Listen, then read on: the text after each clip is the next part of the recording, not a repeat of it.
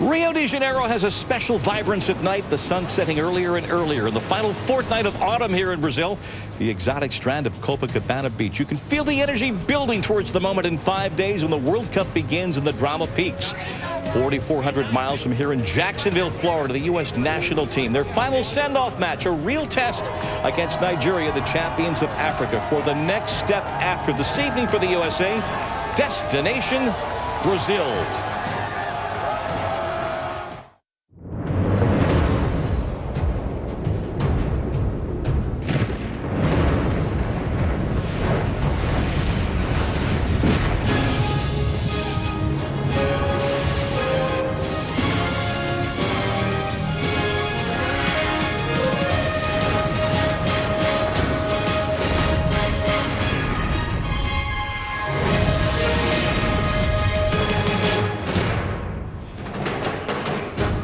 The wonders of Rio and Copacabana Beach at night along one of the most famous strands of beach in the world as we welcome you inside our FIFA World Cup 2014 headquarters for the next 5 weeks, along with Casey Keller, Lexi Lawless, I'm Bob Lee, USA and Nigeria. A match to send off the United States towards the World Cup. They depart tomorrow. And as we look at the starting 11, you wonder if this will be the team that starts in 9 days against Ghana. And still the question marks accrue, and we continue to talk about the back four, Lexi. Yeah, the questions just continue in that back four. We're looking here at this back four. I'm excited to see Jeff Cameron and Matt Beasley once again paired together. Got to get them reps. DeMarcus Beasley comes back in at that left position, and then Fabian Johnson out there on the right. So this is about getting what probably will be that back four as many reps as possible. DeMarcus Beasley, though, the only player with World Cup experience, but none of them, the reality is, have any experience playing in a World Cup within this position.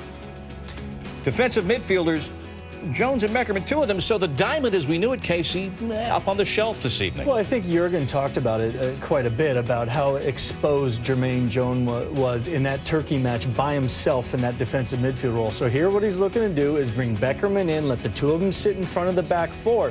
This is where it gets a little funny in that three in front there. Is Bradley out wide right? Is Dempsey in the middle? I think they're going to have some license to kind of move within each other. And the one, Josie Altidore, training well, still not able to put it in the back of the net, but playing well in possession. This starting 11, one of the many topics Jeremy Schaap talked about moments ago with Jurgen Klinsmann. DeMarcus Beasley is back in the lineup. Kyle Beckerman is in the starting lineup. Jurgen, what was the thinking behind those changes? Well, obviously we want to see, especially Kyle in that role, kind of next to Alejandro Bedoya and Jermaine Jones, and then with Michael Bradley and with Clint a little bit advanced. So how we kind of work on that compactness that we talked about the last couple of days, especially defensively, because we've allowed far too many opportunities for Turkey in the last game. DeMarcus Beasley is back in because he's the starter as a left back. You know, we gave Timmy Chandler a chance last game, so we kind of rotate still a couple of guys through it. Also today you will see hopefully all substitutions coming in and getting their minutes into that game as well. But what we want to see improving is definitely defensive shape, organization defensively, but also going forward with speed, with a lot of enthusiasm, with here and there high pressure situations where we want to put Nigeria under pressure, not allowing them to build out of the back. And obviously we want to win that game because it's also the 100th cap for Tim Howard. About 30 hours from now, you'll be on a plane for Brazil. What is the single most important thing you want to evaluate tonight? Well, we want to take the game to Nigeria, to the opponent. We want to make sure that they feel like, you know, we have the confidence here going eye to eye. And also we want to enjoy that second with a sold-out crowd here in Jacksonville, which is just awesome, and take that energy with us into Brazil. You know, we have the most fans of all the teams flying into Brazil, so we want to build that momentum. We want to build this belief to get out of that difficult group and then go far in the tournament. Jurgen, thanks so much. Appreciate the time. Thank you. As Jurgen Klinsmann mentioned, 100 caps for Tim Cameron. There's for Tim Howard tonight. Jeff Cameron will pair tonight with Matt Beasley for the 4th time in central defense. We talk about getting that back line to gel, but also the U.S. manager. Now, he has been saying this privately, and also he said it publicly last year, but he repeated it. It was picked up, featured in a major piece in the New York Times this week, and it echoed in the American public opinion marketplace with great resonance that the United States can't win the World Cup, won't win the World Cup. Yeah, I don't get too bent out of shape of it, but I can't relate to it. And this notion, though, that somehow this is evidence of evolution or progress. It's honest. I don't buy you. That's definitely honest, but I don't think it's naive or delusional or detrimental for a U.S. soccer player to say that they're going to win the World Cup, or for a coach to say they're going to win the World Cup. Fact is, if growing up means that you are saying that you're not going to win the World Cup, then I hope that the players never grow up. Look, I understand what he's saying, and I think most people around the world don't believe that the U.S. is ready to win a World Cup yet. But I still think there's ways you can maybe phrase it a little bit softer than just straight out saying we're not going to win the World Cup. You could say, look, obviously we're going in to try. Percentages are against us. The odds are stacked. Say whatever cliche you want to say, but it definitely resonates as it has when you very boldly make a statement, yeah, we're not going to win.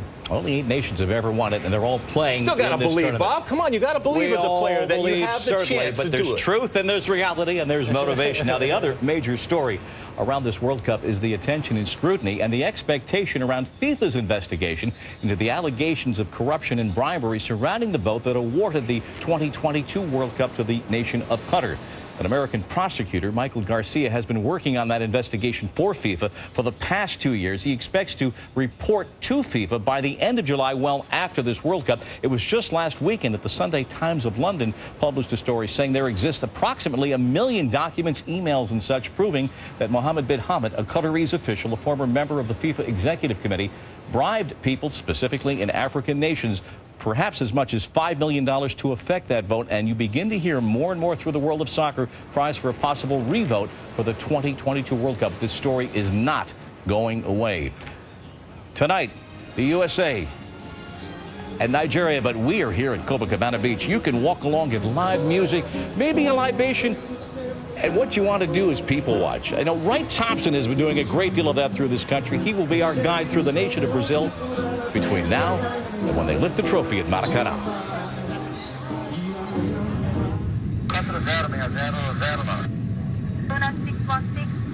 11 o'clock, 25 miles, 3 south, Make the descent into heaven. The 2014 FIFA World Cup, live from Brazil.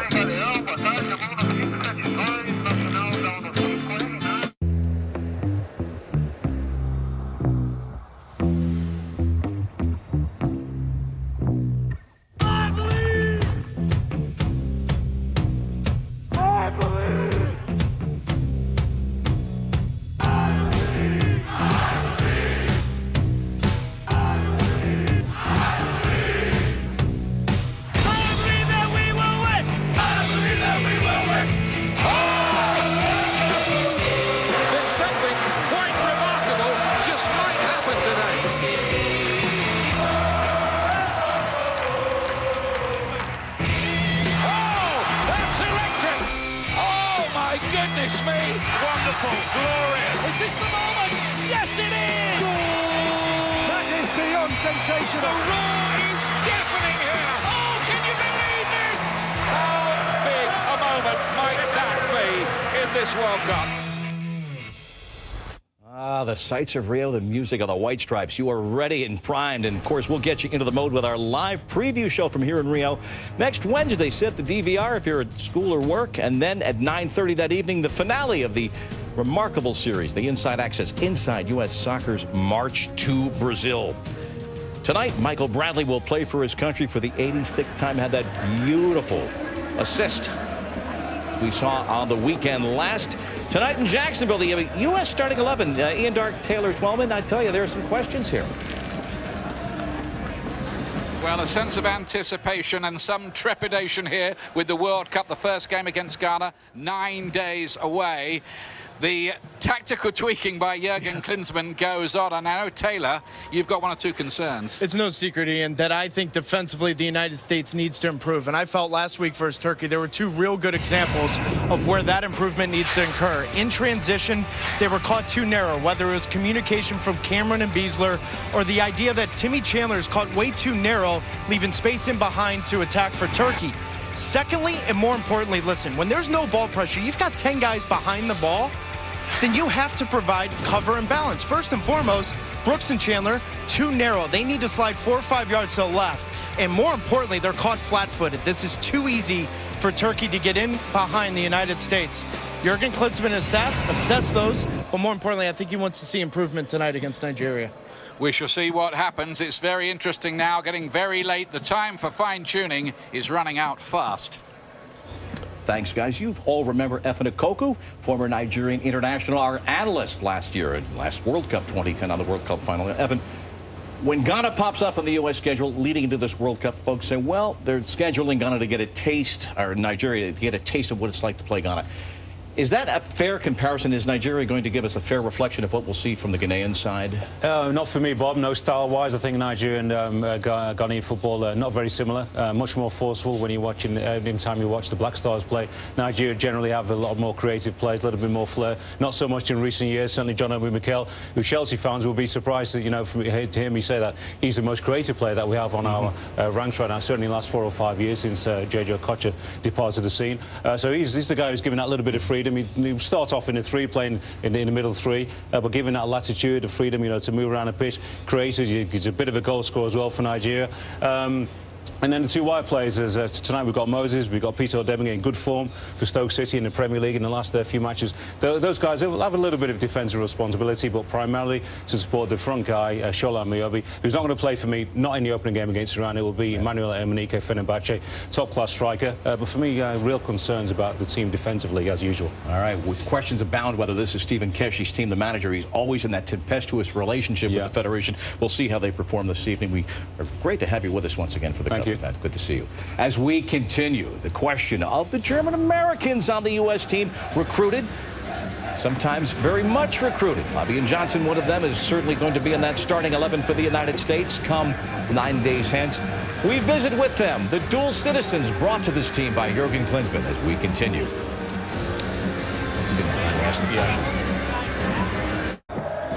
That's Julian Green. He had his 19th birthday yesterday. It was major news several months ago when he declared for the United States national team rather than keep his prospects alive for Germany. Julie founding on Julian and the other 4 German Americans that Jurgen Klinsmann brought to this team.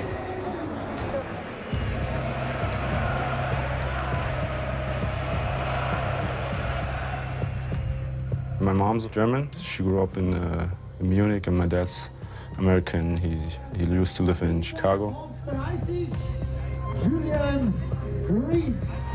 I'm born in Tampa, Florida. My dad is from Florida. My mom is from Germany. I was born in Germany. My mom is German. My dad is American. Jurgen Klinsmann won a World Cup with West Germany in 1990 and went on to coach the German national team for 2 years. As coach of the U.S. side, Klinsmann has been particularly active in his recruitment of players from his home country, selecting 5 German Americans to the U.S. World Cup final roster. Fabian Johnson plays in Germany's Bundesliga, the last 3 seasons for Hoffenheim, and in 2009 won a European championship with Germany's under-20 team. But his career path was altered in September of 2011 when he received a call from an unknown number. I just saw it was like an American number.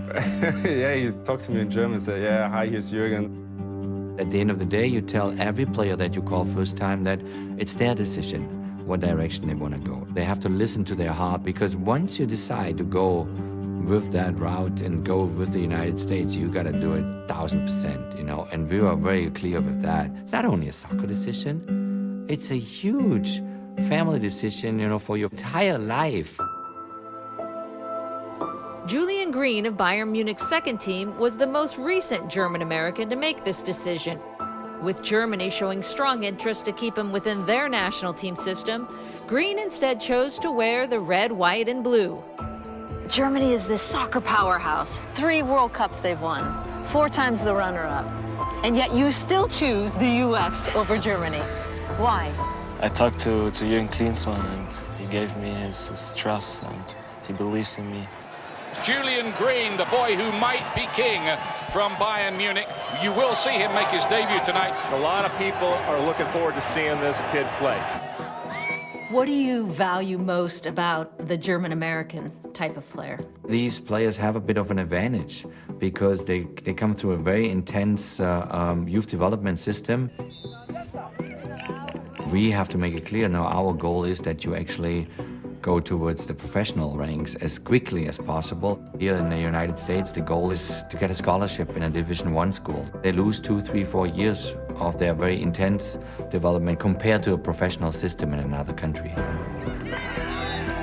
We have 23 sports centers around Germany where we're looking for youth talents. Every professional club is obliged to have a center with very good coaches. Germany is 80 million people, but it's not too big, so it's not like the US where you have to travel so much to see all the players. If they end up in an academy system of one of the Bundesliga teams, and in Julian's case it's Bayern Munich, the best team in the Bundesliga, means that he has to prove himself every day in training. So he's used to deal with pressure, with high expectations, with stress, with high demands from the coaches. Klinsmann revealed just how much he values the German-trained player by selecting them as nearly 1/4 of the squad he will bring to Brazil, where the U.S. will meet Germany in their final group match. The emotional tug between the two countries is both undeniable and understandable.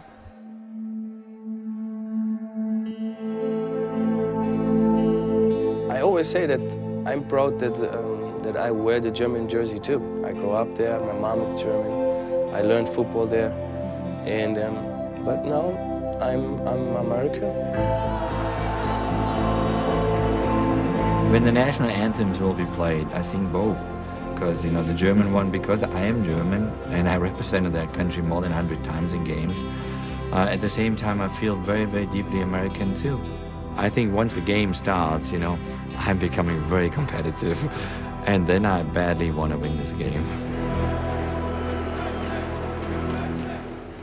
Julie Foudy reporting. There was recruitment involved here, like a college basketball coach going out there. And when the phone rings and a German picks it up and it's Jurgen Klinsmann on the other end of the line, that carries a lot of weight. Yeah, make no mistake. That's why he commands that salary, is that type of value. But I think when you look at this piece, the definition of what an American is constantly changing. You have one, I have one, everybody has one. But ultimately what it comes down to this, and it doesn't matter if it's the guys that you saw in the piece or a kid growing up in the suburbs of Detroit. Do you care when you put that jersey on and you put your hand over your heart and you hear that song? And it's not caring on just playing in a World Cup. It's caring about playing in the World Cup specifically for the U.S. I did everything I could to get a college scholarship. That was my first goal. It's true. It's exactly what happened. I was fortunate enough to be able to turn that into a long career in Europe. But it is a little bit more difficult, particularly as a field player, because at 18, 19, you're expected to be pushing for your first team. If you're spending 3 years in a college system, 22, sometimes it might be too late. A tactical decision and an emotional decision. 5 German Americans in this 23. The Cup starts in 5 days. The U.S. gets into action in 9 days, and we've got Nigeria and the U.S. moments from now.